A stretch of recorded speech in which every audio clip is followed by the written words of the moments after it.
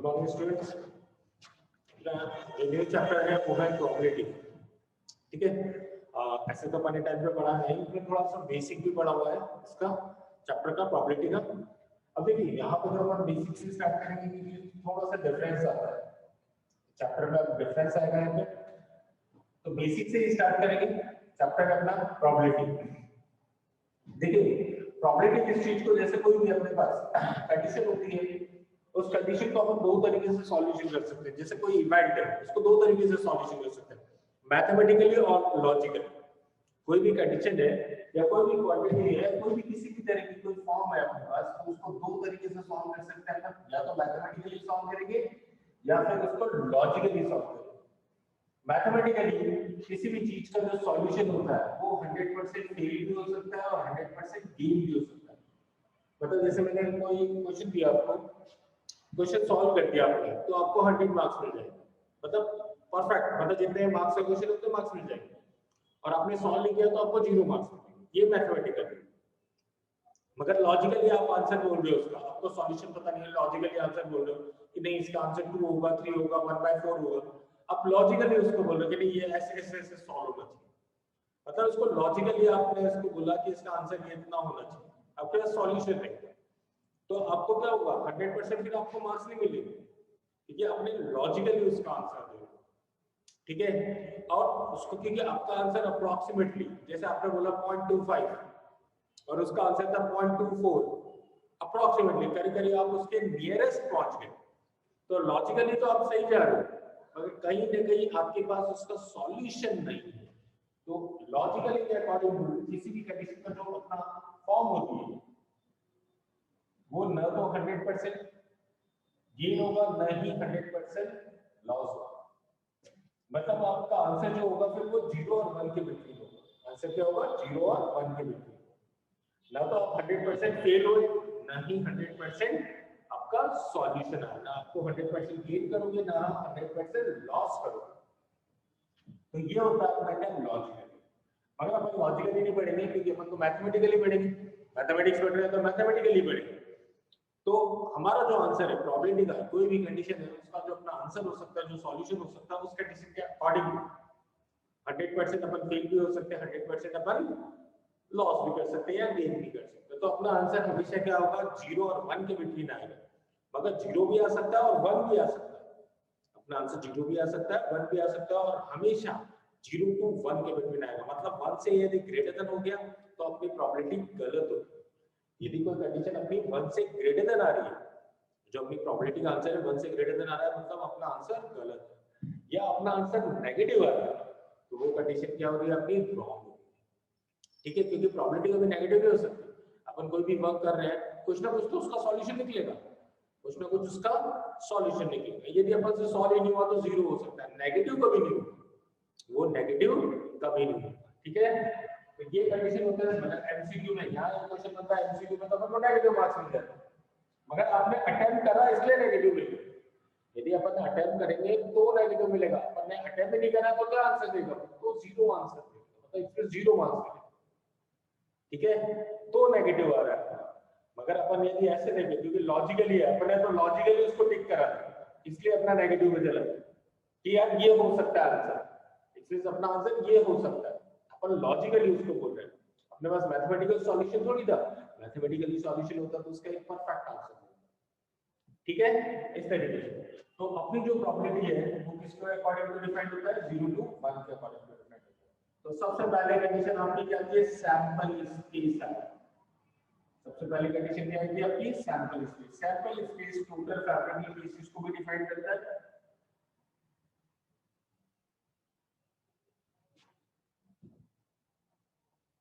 ये टोटल जो अपने फैब्रिकल केसेस है उसको भी डिफाइन करेगा। एक्सप्रेस टोटल जितने नंबर ऑफ केसेस आते हैं, जैसे अपने कोई भी कंडीशन है, मैंने डाई बोला, कॉइन बोला, तो वो टोटल अपने सैंपल स्पेस को बताता है। जैसे कि अपन बात करते हैं सिंगल कॉइन की, अपन बात किसकी कर रहे हैं, सिंगल कॉइन की बात कर रहे हैं। तो सिंगल कॉइन की दो कंडीशंस होगी, हेड और टेल। आपकी दो कंडीशंस होगी, हेड और टेल की फॉर्म में। ठीक है, सिंगल कॉइन के अकॉर्डिंग तो अपन डबल कॉइन या टू कॉइन्स की बात करते हैं अपन। तो आपकी कंडीशन क्या होगी, head head tail tail head tail tail before. ये कंडीशन होगी अपने टू पार्ट्स के। अपन बात करते हैं सिंगल डाई,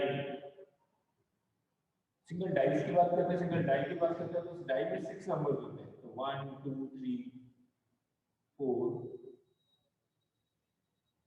6 नंबर। हम टू डाइस की बात करते हैं तो टू डाइस की बात करते हैं तो अपनी कंडीशन क्या होगी, 1 1 1 2 1 3 1 6, इस तरीके से 2 1 2 2 2 6 तक, 3 1 6 1 6 2 6 6 तक, इस तरीके से नंबर। ठीक है, तो अपन सिंगल डाई की भी बात कर सकते हैं, टू डाइस की बात कर सकते हैं। तो ये कंडीशन अपना किसको डिफाइन करेगा, सैंपल स्पेस को डिफाइन करेगा, टोटल नंबर।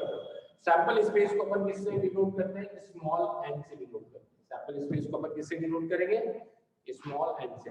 मगर जो ये सेट बन रहा है, ये जो सेट बन रहा है, इसको अपन कैपिटल S से डिनोट करते हैं। इसको अपन किससे डिनोट करोगे, कैपिटल S। जनरली अपन इसे किससे डिनोट करोगे, कैपिटल S से डिनोट करते हैं। ठीक है, अब देखो यहाँ पे अपन जो नंबर्स निकालेंगे, n निकालेंगे, वो कैसे निकालेंगे, क्योंकि अपन ने बात करी सिंगल कॉइन की, तो सिंगल कॉइन में दो केसेस बन रहे हैं, हेड एंड टेल, दो केसेस बन रहे हैं हेड एंड टेल। अपने टोटल n कितना हो गया, 2 हो गया। यहाँ पे टू कॉइन्स की बात करते हो तो टू कॉइन्स के अंदर अपने कितने केसेस बनेंगे, 1 2 3 4, क्योंकि एक सिंगल कॉइन में दो केसेस बन रहे हैं, तो इसके अंदर कितने कॉइन केसेस बनेंगे, 2 * 2 4 केसेस बनेंगे। इसी तरीके से अपन सिंगल डाई की बात करते हैं तो सिंगल डाई के अकॉर्डिंग तो अपने कितने केसेस बनेंगे, 6 केसेस बनते हैं, क्योंकि डाई के अंदर 6 नंबर्स होते हैं। ठीक है, और अपन टू डाइस की बात करते हैं तो अपने जो नंबर ऑफ केसेस है वो कितने बनने चाहिए यहाँ पे, इसके अकॉर्डिंग टू 36, 6 * 6 36 केसेस बनेंगे। ठीक है, एक सिंगल डाई में 6 केसेस बनेंगे, और सेकंड डाई है उसमें भी अपने टोटल केसेस कितने बनेंगे, 6 केसेस बनेंगे। इसकी बात करते हैं अपन, बात इसकी couple of children,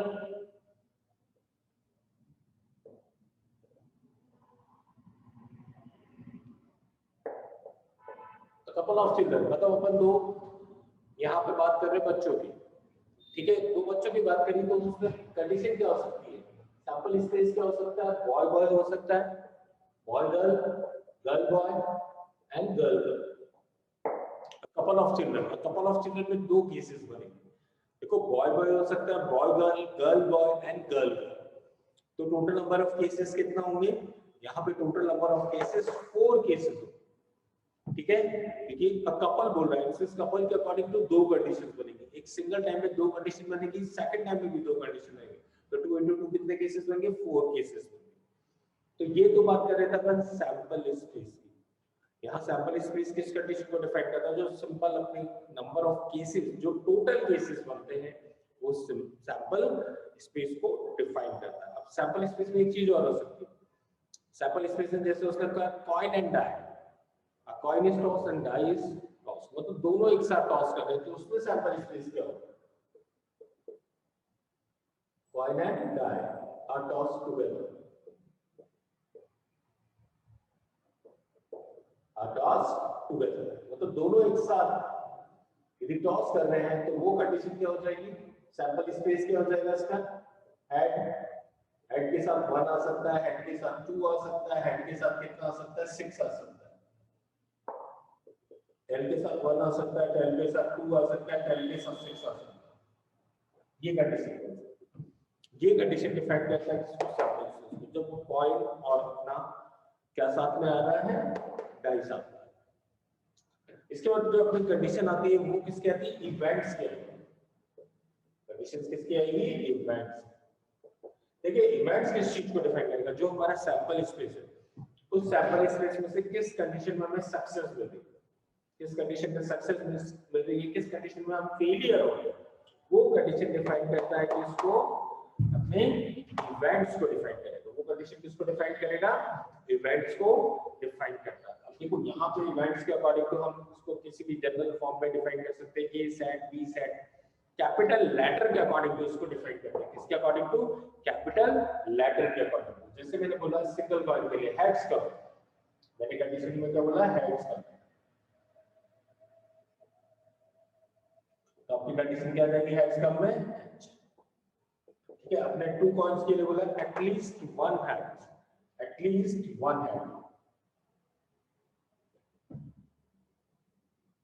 अब एटलीस्ट वन हेड की कंडीशन क्या हो जाएगी आपकी? हेड टेल हेड की फॉर्म में। ठीक है, एटलीस्ट वन हेड का मतलब क्या हो गया? हेड टेल हेड की फॉर्म में। ये कंडीशन किसको डिफाइन करेगा? एटलीस्ट वन हेड को डिफाइन करेगा। इसको डिफाइन करेगा at least one head. At least one head का मतलब क्या हो गया? कि मिनिमम मतलब एक हेड तो आना चाहिए, 2 हेड भी आ सकता है। यदि वो एटमोस्ट 2 हेड बोल रहा है तो हो सकता है कि अपने पास हेड आए, फिर कंडीशन उल्टी हो जाती है। एटलीस्ट में कंडीशन ग्रेटर देन की तरफ जाएगी, एटमोस्ट में कंडीशन लेस देन की तरफ आएगी। दोनों कंडीशन में ये डिफरेंस होता है। ठीक है, जैसे अपन डाई की बात कर रहे थे, एक सिंगल डाई की बात करी थी अपन ने, getting an even number, even number अपन बात कर रहे हैं, इवन नंबर आने की तो कंडीशन क्या हो जाएगी? इवन नंबर में 2 4 6 2 4 गेटिंग एन इवन नंबर 2 4 6, ये इवन नंबर की कंडीशन।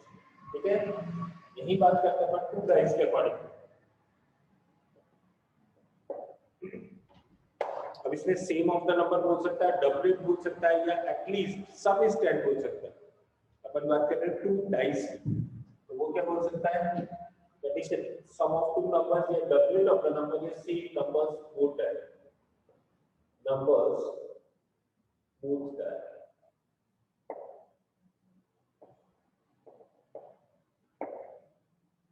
तो आपकी कंडीशन क्या होगी? 1 1 2 2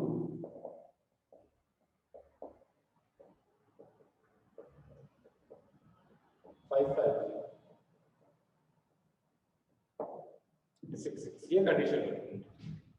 1 1 2 2 3 3 4 4 5 5 एंड 6 6 की कंडीशन होगी। दोनों डाइस में सेम नंबर। यहीं पे वो कंडीशन बोलता है सम एटलीस्ट 10, सम एटलीस्ट 10। तो 10 का मतलब क्या हो गया? 10 के बाद अपना 11 आएगा, 12 भी आएगा। 10 के नंबर्स तो आएंगे, 11 और 12 के नंबर आएंगे। इसको अपन b से डिनोट करते हैं। तो सम एटलीस्ट 10, 10 का मतलब क्या हो गया? 4 6 6 4 5 5 5 6 6 5 6 6। तो ये केसेस बनेंगे किसके लिए? सम एटलीस्ट 10 के। जैसे couple of children, couple of children में उसने कहा at most one boy, at most one boy. Condition किसकी बोल रहा है वो? At most one boy.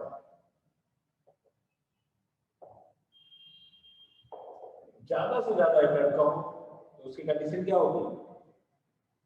Boy girl, girl boy. और हो सकता है बॉय बॉय दोनों गर्ल। एटमोस्ट का मतलब क्या हो गया? उसने ये बोला है कि मैक्सिमम एक बॉय होना चाहिए, तो हो सकता है कि बॉय हो, तो उस कंडीशन में हम क्या लेंगे? दोनों गर्ल्स भी हो सकते हैं। उस कंडीशन में हम इसको क्या कंसीडर करेंगे? दोनों गर्ल्स होने को कंसीडर कर सकते हैं। ठीक है, इसके बाद कंडीशन बोल रहा है वो कॉइन एंड हेड है। अब वो बोलता है heads come and even number, heads come and even number.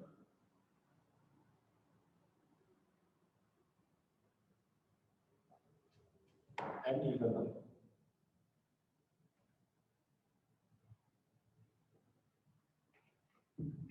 अब देखो इस कंडीशन के अकॉर्डिंग टू वैल्यू कितनी जाएगी अपनी? हेड 2 हेड 4 हेड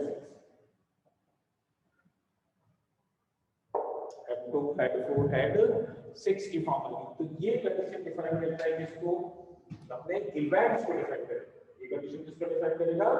इवेंट्स को डिफाइन करेगा। तो देखो यहाँ पे एक जनरल फॉर्म बन गई अपनी इवेंट्स के अकॉर्डिंग टू किस तरीके से डिफाइन कर रहे हैं जो अपना इवेंट्स है, और किस तरीके से डिफाइन करते हैं सैंपल्स। इन दोनों को ही डिफाइन करने का अपना क्या बनता है? प्रॉपर्टी। तो अपनी जो रिक्वायर्ड प्रोबेबिलिटी होगी, तो अपनी रिक्वायर्ड प्रोबेबिलिटी वो कंडीशन किस तरीके से बनेगा, required probability PA equals to m upon n के इक्वल। रिक्वायर्ड प्रोबेबिलिटी किसके इक्वल होगा अपना, m अपॉन n के equal. Required probability PA equal to event upon sample space को डिफाइन करेगा। इसको डिफाइन करेगा, सैंपल स्पेस को डिफाइन करेगा रिक्वायर्ड प्रोबेबिलिटी। जैसा हम बोलते हैं एक सिंगल कॉइल के लिए, तो एक सिंगल कॉइल की बात करते हैं, एग्जांपल लेते हैं।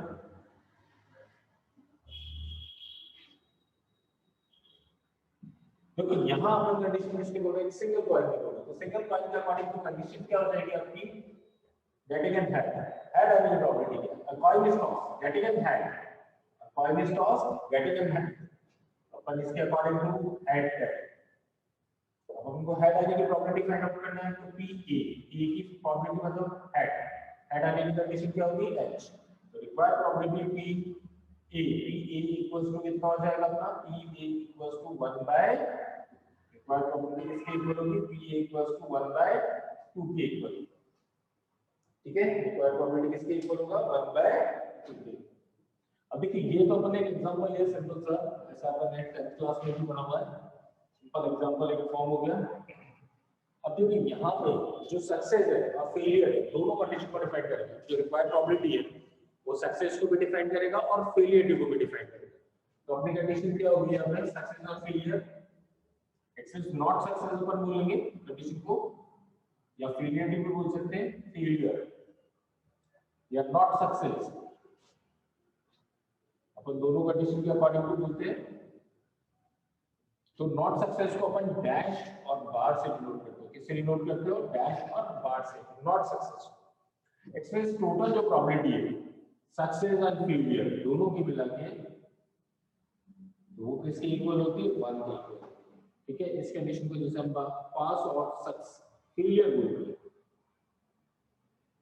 ये दोनों कंडीशन किसकी इक्वल होगी, 1 के इक्वल। जैसे अपन ने बोला सक्सेस, और दूसरी कंडीशन किसको डिफाइन करते हैं अपन, plus not success. Not success को डिफाइन करते हैं, तो ये टोटल किसके इक्वल होगा, 1 के इक्वल। इसमें success plus failure equals to 1 के इक्वल। इसको डैश एक्सप्रेस होगा नॉट सक्सेस। डैश किसको डिफाइन करना है, नॉट सक्सेस को। Express PA plus PA not 1 के इक्वल हो गया। तो PA नॉट किसके इक्वल हो गया आपका, 1 माइनस PA के इक्वल हो गया। PA नॉट किसके इक्वल हो गया, 1 माइनस PA के इक्वल होगा। तो P he condition, if PA किसके इक्वल था, m अपॉन n के, m अपॉन n के। तो PA not m upon n के इक्वल। PA नॉट किसके इक्वल होगा, 1 माइनस m अपॉन n के इक्वल होगा। फॉर एग्जांपल पर एक एग्जांपल लेते हैं इसका,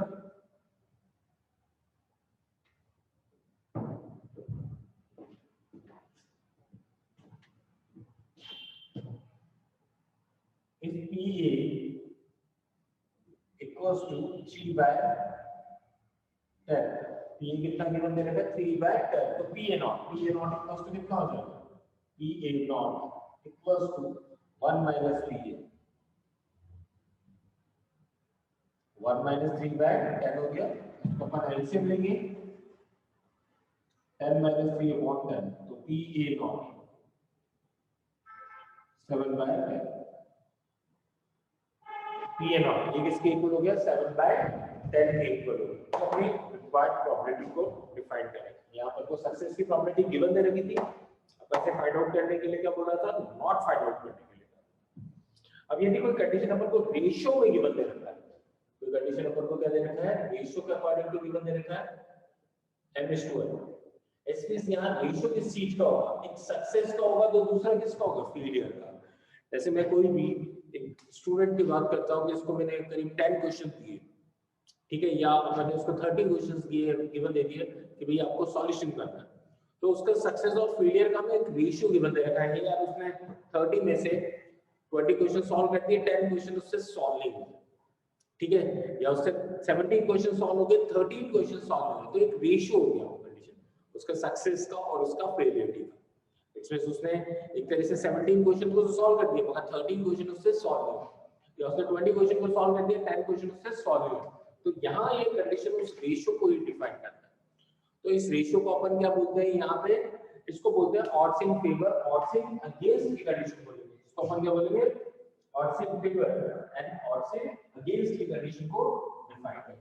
ठीक है, तो यहाँ ये रेशियो को डिफाइन कर रहा है n/n, n इसमें जो फर्स्ट हम जो कंडीशन बोलेंगे, क्योंकि हमने बोला 20 क्वेश्चन सॉल्व करें या 17 क्वेश्चन सॉल्व करें, तो फर्स्ट कंडीशन हमेशा किसके लिए आती है, पासिंग के लिए आएगी, मतलब सक्सेस के लिए आएगी, और सेकंड कंडीशन किसके लिए आएगी, फेलियर के लिए आएगी।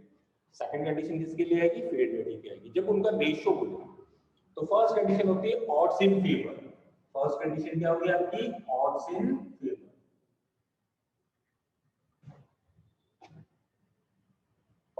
ठीक है, ऑड्स इन फेवर TA किसके इक्वल होगा m/n प्लस n के इक्वल, ये किसके इक्वल होगा, m/n प्लस n के इक्वल।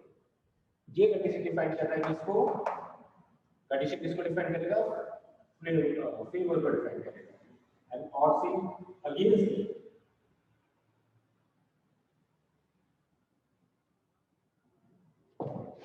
तो PA नॉट आएगा, ये कंडीशन क्या आएगी, नॉट।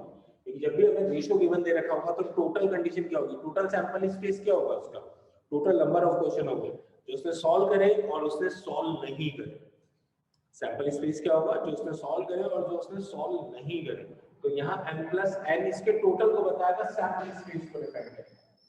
m+n इसको किसको डिफाइन करेगा, इसके सैंपल स्पेस को डिफाइन करेगा,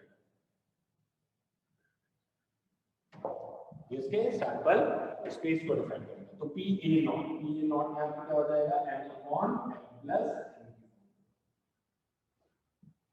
ये कंडीशन क्या होगी, m/n की कंडीशन। जैसे हमने कोई भी एक क्वेश्चन ले लिया कि किसी बंदे की लाइफ क्या है, उसका रेशियो क्या है, लाइव होने की कंडीशन, ठीक है, लाइव होने की कंडीशन उसकी कितनी है, 2:7, 2:7, ठीक है। या अगर किसी कंडीशन के अकॉर्डिंग तो किसी स्टूडेंट के प्रॉब्लम को सॉल्व करने का रेशियो क्या है, उसकी प्रॉब्लम का सॉल्व करने का रेशियो गिवन देते हैं, ठीक है। तो ऑड्स इन फेवर क्या होगा, मतलब उसके सॉल्यूशन के PA ये किसके इक्वल होगा, 2/2 + 7, 2/9। ऑड्स इन अगेंस्ट PA 7/2 + 7, 7/9, ठीक है। ये कंडीशन क्या होगी, 7/9, और ये कंडीशन कितनी हो जाएगी आपकी, 2/9।